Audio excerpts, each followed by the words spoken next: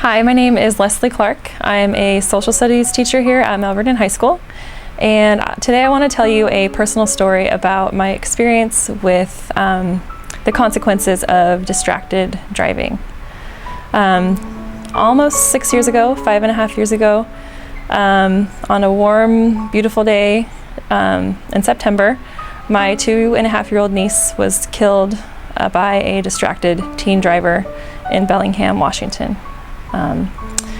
My sister was walking my niece Anna and my niece Alice and my nephew Samuel to Alice's piano practice.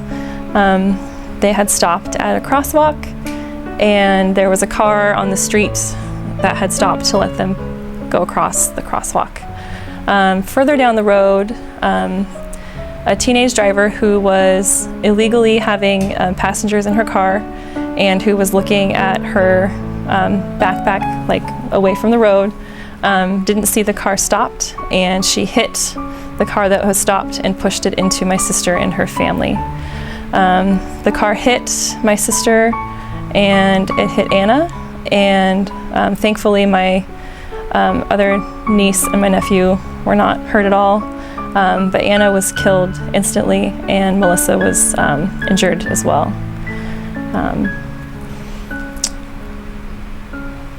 My sister had to watch her daughter, had to see her daughter dead on the sidewalk.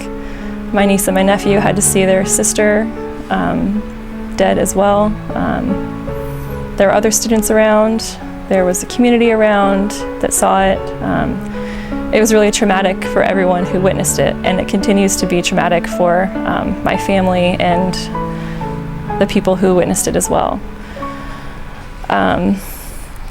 Unfortunately, in our state, we don't really have very strict, harsh consequences for this kind of incident. The person who was responsible was convicted of vehicular homicide, but because she was a minor, she had really inadequate consequences, like I think a month in juvie and a year probation, and she lost her license for a while, but she has to live with what she did for her whole life. So that's that as well. At the same time, my family feels like there's somebody missing at every family event.